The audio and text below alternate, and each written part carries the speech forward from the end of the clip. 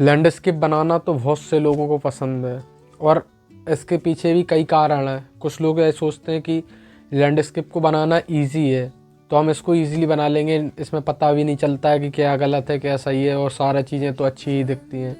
तो कुछ लोग इसलिए भी लैंडस्केप पेंटिंग बनाते हैं। लेकिन एक मेन प्रॉब्लम जो लैंडस्केप को बनाते टाइम सभी फेस करते हैं वह यह है कि उन्हें समझ नहीं आता है कि कैसे हम अपने लैंडस्केप में डेप्थ को दिखाएं।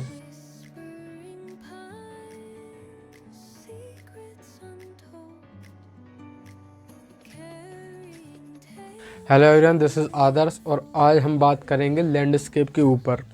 लैंडस्केप एक ऐसा सब्जेक्ट है जिसको बचपन से सभी बनाते आए हैं। वो टेढ़े मेढ़े पहाड़, नदियाँ, घर और यह चीज़ सभी ने की है और हर एक छोटा बच्चा स्टार्टिंग यही चीज़ से करता है।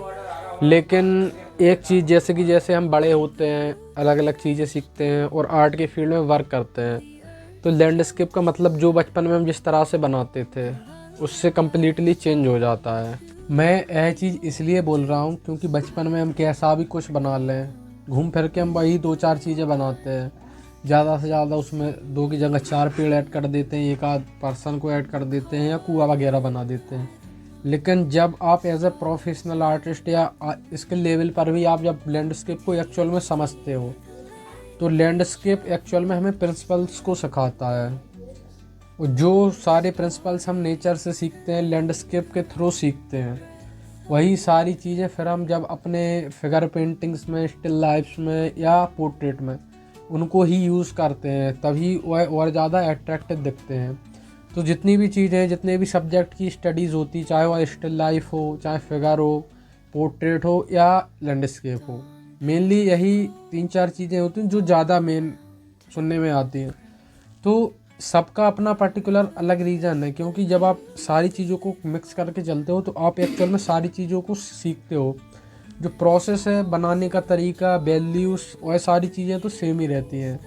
जब आप नेचर में जाते हो तो वहाँ पे कुछ ऐसी चीज़ें होती हैं जो आप सीखते हो कि कैसे डेप्थ को दिखाना है, कलर्स को कैसे दिखाना है कि वह नेचुरल लगे, लाइट को कैसे बैलेंस करना, क्योंकि नेचर में कंटिन्यूसली लाइट चलती रहती है, आप उसको रोक नहीं सकते। सुबह के बाद धीरे धीरे धीरे धीरे टाइम घटता जाता है और रात आते आते आते अंधेरा फैलता जाता है।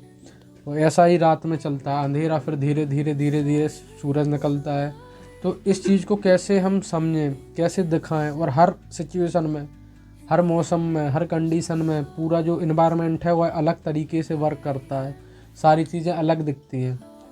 तो उस चीज़ को समझने के लिए, फील करने के लिए हम लोग लैंडस्केप की प्रैक्टिस करते हैं। और एक मेन प्रॉब्लम जो कि चाहे बिगनर हो चाहे एडवांस लेवल का आर्टिस्ट हो, वह फेस करता ही है, जो कि है डेप्थ को दिखाना। डेप्थ को दिखाने के पीछे रीज़न रहता है कि आर्ट वर्क हमारा ज़्यादा विजुअली अपीलिंग लगे, एक फील है कि हाँ ये चीज़ एक्चुअल में रियलिस्टिक है, हम इसकी तरफ देख रहे हैं तो यह अंदर की तरफ जा रही है। अभी आप मुझको देखिए, मैं आपको थोड़ा आगे लग रहा हूँ लेकिन मेरे पीछे जो चीज़ें हैं वह धीरे धीरे आपको ऐसा लग रहा है कि पीछे की तरफ जा रही हैं। तो यह चीज़ देखने में थोड़ी सही लगती है और उसमें फ्लैटनेस नहीं लगती है। और यही चीज़ जब हम समझ जाते हैं तो उसको फिर हम अपने बाकी के फिगर्स में और पोर्ट्रेट्स में भी यूज़ कर पाते हैं। तो आज हम समझेंगे कि किस तरह से हम अपनी लैंडस्केप में डेप्थ को ऐड कर सकते हैं कुछ बेसिक प्रिंसिपल्स के द्वारा। यहाँ पे हमने 2 बॉक्सेस बनाए हैं। सबसे पहले हम स्केल को समझते हैं। इनमें हम पहले एक लैंडस्केप को बनाएंगे तो हमने यहाँ पे एक हॉरिजॉन्टल लाइन खींची है। हॉरिजॉन्टल लाइन बेसिकली जो आकाश और धरती को डिवाइड करती है उसको हम हॉरिजॉन्टल लाइन बोलते हैं। सभी लोगों ने बचपन से हम पढ़ते आ रहे हैं। अब यहाँ पे मैं लाइटली पीछे की तरफ कुछ पहाड़ ऐड कर रहा हूँ। अब मैं इतना लाइट इसलिए ड्रॉ कर रहा हूँ ताकि यहाँ पे मैं पेन से ड्रॉ कर रहा हूँ, और पेन में अगर हम एक बार डार्क कर देते हैं तो उसको लाइट करना पॉसिबल ही नहीं है, ना उसको इरेज किया जा सकता है। तो यहाँ पे मैं बहुत लाइटली ड्रॉ कर रहा हूँ ताकि आपको एग्जैक्ट फील करा सकूँ कि चीज़ें पीछे की तरफ कैसे जाती हैं। अब यहाँ पे मैं एक ट्री को ऐड कर रहा हूँ, क्योंकि स्केल का बेसिक मतलब होता है जहाँ चीज़ें पीछे की तरफ जाती हुई छोटी हों। इसको हम फोर शॉर्टनिंग भी बोल सकते हैं। जहाँ पे पीछे की तरफ जैसे जैसे चीज़ें जाती हैं वह छोटी होती जाती हैं, इसको हम स्केल बोलते हैं। अगर साथ में उसमें ब्लरीनेस तो आती है, उसको हम फोर्ट शॉर्टनिंग कहते हैं। शब्दों में कंफ्यूज मत होना, नॉर्मली एक ही सेम ही चीज़ है। जो स्केल है फोर्ट शॉर्टनिंग एक ही सेम चीज़ होती है, कोई डिफरेंस नहीं है। कहने को कोई कुछ बोल देता है, कोई कुछ। बाकी अब यहाँ पे मैं आगे की तरफ एक और ट्री को ऐड कर रहा हूँ, तो आप दोनों में डिफरेंस देख सकते हैं। जो पीछे की तरफ पेड़ है वह हमें पूरा दिख रहा है, क्योंकि वह हमसे दूर है तो हमें छोटा दिख रहा है। हमारे जो आँखों का एरिया है वह एक लिमिटेड रेंज में देख सकता है, लेकिन जो दूर की चीज़ें हैं तो वह हमारे आँखों के एरिया के कंपैरिजन में छोटी रहती हैं, तो हमें इजीली दिख जाती हैं। बाकी जो पास की चीज़ें रहती हैं तो वह हमारी आँखों के एरिया जितना एक लिमिटेड रेंज रहती है कि हम इतने ही दायरे में देख सकते हैं। अगर हम एक तरफ आँखें सीध में रखें तो इतनी ही लिमिटेड जगह में देख सकते हैं। तो आगे की चीज़ें थोड़ी बड़ी ज़्यादा दिखती हैं और उनमें इंफॉर्मेशन ज़्यादा दिखती है, लाइटनेस डार्कनेस कंट्रास्ट ज़्यादा रहता है। अब यहाँ पे मैं नॉर्मली उसमें थोड़ी सी वैल्यू ऐड कर रहा हूँ। जो एक मैंने पीछे और एक और पेड़ ऐड किया है, तो उसमें मैंने उतना ज़्यादा कुछ नहीं किया है। बस वहाँ पे एक है कि बस हाँ यहाँ पे कुछ है, लेकिन जो उससे थोड़ा आगे पेड़ है उसमें मैंने थोड़ी लाइटनेस और डार्कनेस को थोड़ा बैलेंस किया है।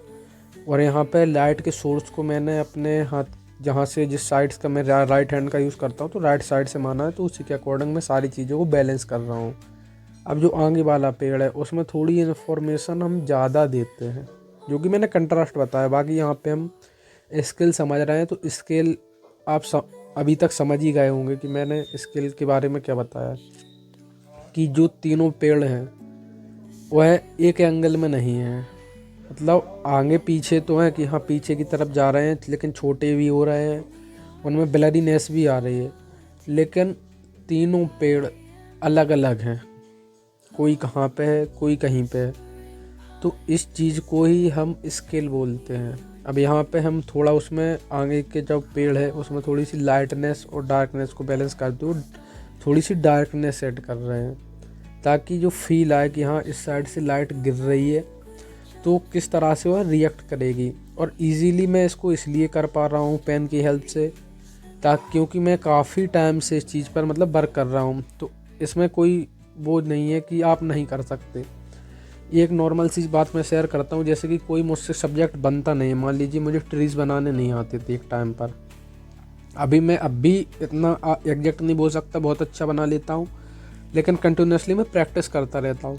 तो जब मुझे बिल्कुल बहुत समझ नहीं आता था, क्योंकि एक तो बहुत ज़्यादा कन्फ्यूज़न रहता है, पत्तियाँ अलग अलग रहती हैं और हमारा ध्यान तो बेसिकली डिटेलिंग्स पर वैसे भी जाता है, तो कैसे उसको सही करें। तो मैंने उस सब्जेक्ट को बार बार प्रैक्टिस किया, बार बार उसको समझा, फील किया, तो ईज़िली समझ में आया कि इस तरह से उनको ड्रॉ किया जाता है। अब हम यहाँ पे जो पर्सपेक्टिव है उसको समझते हैं। तो हॉरिजॉन्टल लाइन की बहुत ज़्यादा इम्पोर्टेंस है, और कभी हम अभी आने वाले वीडियोस में जो हॉरिजॉन्टल लाइन को किस तरह से बैलेंस करते हैं उसके भी रूल होते हैं, ताकि कंपोजिशन और ज़्यादा अच्छी लगे। यहाँ पे मैंने सेंटर में लाइन खींची है, लेकिन सेंटर से ज़्यादा कुछ रूल्स होते हैं, rules of thirds, golden ratio, जो कंपोजिशन को बेहतर बनाने में हेल्प करते हैं। तो आने वाले वीडियोस में भी हम उनको समझेंगे किस तरह से यूज़ करते हैं हम अपनी पेंटिंग में, लैंडस्केप में, या आप पोर्ट्रेट या कोई भी सब्जेक्ट बनाओ वहाँ पे। अब यहाँ पे मैंने एक रास्ते को ऐड किया है, और यह सीन मैं रोज़ ही देखता हूँ, क्योंकि मैं सुबह जहाँ पे दौड़ने जाता हूँ, यह मेरे गांव का सीन है, तो वहाँ पे यही सेम सड़क इसी तरह से है, तो उसी को मैं यहाँ पे ड्रॉ कर रहा हूँ। बाकी एग्जैक्ट मैं सेम नहीं कर रहा हूँ, कुछ अपने मन से उसमें चीज़ों को ऐड कर रहा हूँ अलग से। तो यहाँ पे आप देख सकते हैं कि जो रास्ता है वह पीछे की तरफ गया तो वह छोटा हो गया, जो कि स्केल के अंदर मान लो, लेकिन वह एक एंगल में है। एंगल थोड़ा वहाँ पे राउंडनेस भले ही हो, लेकिन एक कतार में, एक सीध में, तो उसी चीज़ को हम पर्सपेक्टिव बोलते हैं। अभी हम आगे और इसको थोड़ा और अच्छे से समझते हैं। अब जो पीछे की तरफ मैंने कुछ पेड़ों को ऐड किया है, तो यह पेड़ मेरे गांव की जो गांव वाली सड़क है उसको मेन सड़क से जोड़ता है। तो जो पेड़ लगे हैं, तो वहाँ पे बहुत ज़्यादा पेड़ लगे हैं पूरी सड़क पे, तो वहाँ उन्हीं पेड़ों को मैं अभी यहाँ पे बना रहा हूँ। लेकिन पेन के ऊपर मैं बहुत कंट्रोल करते हुए उसको लाइटली ड्रॉ कर रहा हूँ। अगर आप लोग अभी पेन से उतने कंफर्टेबल नहीं हो तो आप पेंसिल का भी यूज़ कर सकते हो। आपको अपना जो प्रिंसिपल है, जो रूल है, उसको क्लियर करना, ना कि यहाँ पे पेन और पेंसिल की लड़ाई करनी कि हाँ नहीं मुझे तो पेन से करना है या मुझे तो नहीं ब्रश कर रहे हो, अगर मैं ब्रश से करूँ तो मुझे ब्रश से करना है। यहाँ पे कॉपी करने की कोशिश नहीं करना, आप प्रैक्टिस करोगे तो पेन से भी करने लगोगे। लेकिन मेन चीज़ है कि आप पहले पेंसिल को मास्टर करो। जब पेंसिल पर आपका हाथ अच्छे से बैठ जाएगा तो फिर पेन को भी ज़्यादा प्रॉब्लम नहीं होगी समझने में और यूज़ करने में। अब यहाँ पे मैं कुछ खेतों को ऐड कर रहा हूँ, जो उनके रास्ते रहते हैं मिट्टी के बने हुए कच्चे रास्ते, उन पर थोड़ी बहुत घास रहती है, तो मैं थोड़ा उनको ऐड करने की कोशिश कर रहा हूँ ताकि फील आए। और एक चीज़ आप देखना कि जो खेत हैं और जैसे जैसे पीछे जाते हैं तो उनकी चौड़ाई भी कम दिखने लगती है। जो रास्ते हैं वो है बिल्कुल पतली डंडी की तरह होते चले जाते हैं। तो उसको भी मैं थोड़ा थोड़ा अरेंज करने की कोशिश कर रहा हूँ, दिखाने की कोशिश कर रहा हूँ कि फील आए कि ठीक है हाँ यहाँ पे कुछ खेत हैं, कुछ छोटे हैं, कुछ बड़े हैं, कुछ बहुत ज़्यादा बड़े हैं। तो ऐसा नहीं है कि हम बहुत ज़्यादा कॉपी करें कि नहीं पीछे जा रहे हैं तो हम वैसा दिखाएं ना। यहाँ पे मैं थोड़ा एंगल्स को भी बैलेंस करते हुए चल रहा हूँ कि कैसे जो रास्ते हैं वो है पीछे की तरफ जा रहे हैं, किस एंगल पे आने चाहिए। तो ये चीज़ें आप जब ऑब्ज़र्व करोगे नेचर में खुद जाके तो ईज़िली आप समझ भी पाओगे और उनको कर भी पाओगे। अब खेतों के चारों तरफ जो फेंसिंग लगी रहती है जानवरों से बचाने के लिए, तो वही चीज़ अब मैं यहाँ पे कर रहा हूँ। और आप देख सकते हैं कि जैसे जैसे जो फेंसिंग के पोल्स हैं, लट्ठे हैं, और जैसे जैसे पीछे की तरफ जा रहा है वह छोटे होते जा रहे हैं। और छोटे होने के साथ साथ वह उनके बीच की डिस्टेंस भी कम होती जा रही है। जो आगे के लट्ठे हैं उनके बीच में थोड़ी डिस्टेंस ज़्यादा है, लेकिन हर एक लट्ठे के बाद डिस्टेंस कम हो जाती है और आगे लट्ठे बिल्कुल दिखने ख़त्म हो जाते हैं, बहुत छोटे छोटे दिखते हैं। अब यहाँ पे मैं थोड़ा सा जो हैचिंग है वह कर रहा हूँ क्योंकि आपको समझ में आया कि हाँ यहाँ पे जो पोल्स लगे हुए हैं सही से। तो यह चीज़ अब ऐसा नहीं है, यहाँ पे मैं पेड़ों को भी यूज़ कर सकता हूँ। मान लीजिए आप रेलवे स्टेशन पर खड़े हैं या कहीं ऐसी जगह खड़े हैं जैसे कि स्कूल देख सकते हैं। स्कूल में आप जाते हो तो बच्चों को जब प्रेयर के टाइम पे कतार में खड़ा करते हैं लाइन्स लगा के, तो उन लाइन्स को आप देखना बच्चे पीछे की तरफ जा रहे हैं छोटे, तो वहाँ पे भी पर्सपेक्टिव का यूज़ होता है। अब यहाँ पे मैं फेंसिंग में थोड़ी सी तार ऐड कर रहा हूँ, जो वायर लगी रहती है उसको। तो उसमें भी यही सेम चीज़ है कि जैसे जैसे पीछे जाएगी जो उनके बीच की डिस्टेंस है वह कम होती जाएगी। और बाकी जैसे कि कई बार हम थोड़ा मोटी वायर को यूज़ करते हैं, तो मोटी वायर है तो वो आगे की तरफ मोटी रहेगी लेकिन पीछे जाते जाते पतली होती जाएगी। अब यहाँ पे हम थोड़ा सा इस साइड भी कुछ लट्ठों को ऐड करेंगे ताकि एक एग्जैक्ट ठीक रहेगी।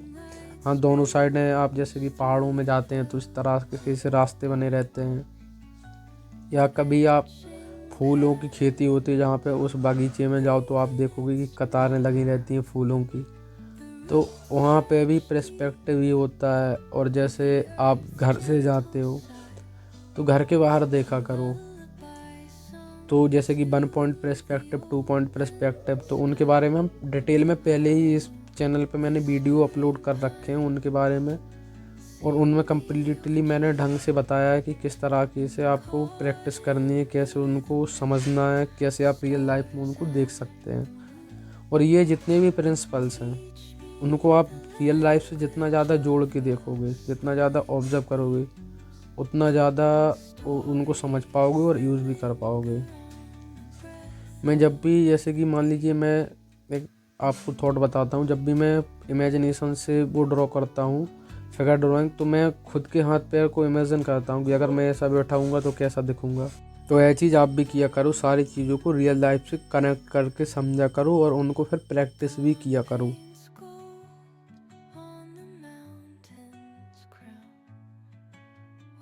अब यहाँ पे हमने मेनली 2 चीज़ों को समझा जो कि स्केल और पर्सपेक्टिव है, जो कि एक बेसिक रूल है जो आप ड्राइंग के लेवल पर करते हो। लेकिन कुछ और तरीके भी होते हैं जो आपको डेप्थ को दिखाने में ज़्यादा हेल्प करते हैं, वो कि जब आप वैल्यूज़ देते हो तब ज़्यादा काम आते हैं। जैसे कि लाइट को बैलेंस करना, जो कंट्रास्ट है उसको यूज़ करना। कंट्रास्ट का बेसिक मतलब होता है कि जो इन्फॉर्मेशन, जो डिटेलिंग्स है, और डिटेलिंग्स मतलब ऐसा नहीं कि बहुत ज़्यादा डिटेलिंग्स में घुस जाओ। कंट्रास्ट का बेसिक मतलब है कि जहाँ पे अभी आप मुझे दिख रहे हैं, जो आगे की चीज़ें उनमें सारी चीज़ें जो एजेस रहती हैं उसमें शार्पनेस रहती है, मतलब सारी चीज़ों का डिवाइडेशन एक जैसा रहता है। अभी आप मुझे देख रहे हो तो मेरी आंखें आपको सही से दिख रही हैं, लेकिन वहीं मुझसे 10 कदम दूर एक पर्सन खड़ा है, तो उसको आप जब देखोगे तो आपको लगेगा कि हाँ इसकी आंखें है तो, लेकिन एग्जैक्ट उसमें क्लियरिटी उतनी ज़्यादा नहीं दिखेगी। फिर उससे 10 कदम पीछे एक पर्सन दिखेगा, तो आप जब उसको देखोगे लेकिन आपकी पोजीशन सेम रहेगी तो आपको लगेगा कि हाँ वहाँ पे कुछ तो है। एक आपको नाक की डंडी दिखेगी सीधी, एक लाइन ऐसी स्ट्रेट दिखेगी आंखों के लिए, और बाकी चीज़ें आपको बस नॉर्मल उसका छोटा सा फेस दिखेगा। तो इन चीज़ों को जब आप करते हो अपने आर्ट वर्क में ऐड, तो ऑटोमेटिकली उसमें डेप्थ दिखती है। बाकी पर्सपेक्टिव के लिए सबसे मेन चीज़ स्किल में तो हम आगे पीछे चीज़ें करके, जैसे कि अभी आप मुझे ही देख लीजिए, बोतल है, उसके पीछे पेंसिल स्टैंड है और थोड़े और पीछे हैं, तो ऐसी सारी चीज़ें आप देख सकते हैं जो कि पीछे की तरफ जा रही हैं। बाकी जब आप पर्सपेक्टिव को यूज़ करते हो तो वहाँ पे सबसे ज़रूरी है कि आप कोई ऐसी चीज़ ऐड करो जो पीछे की तरफ जाए, जैसे कि कोई रास्ता, कोई नदी, या कोई गली, या कोई पुल। जब आप ऐसी चीज़ें ऐड करोगे, या पेड़ हैं एक कतार में है, कोई बाग है तो उसमें रास्ते रहते हैं, तो उन चीज़ों को जब, या फूलों का बगीचा है उसमें क्यारियाँ बनी हुई हैं, उन क्यारियों में जब आप जाके देखते हो तो छोटे छोटे रास्ते बने रहते हैं। तो जब आप इन चीज़ों को ऐड करते हो तो ऑटोमेटिकली फील आता है कि हाँ यहाँ पे पर्सपेक्टिव यूज़ हुआ है, और इनमें ज़्यादा कन्फ्यूज़न की ज़रूरत नहीं है, नॉर्मल सी चीज़ें, आप इसको ईजिली कर सकते हो। तो चलिए अब मिलते हैं नेक्स्ट वीडियो में, और आने वाले वीडियोज़ के लिए चैनल से कनेक्टेड रहिएगा।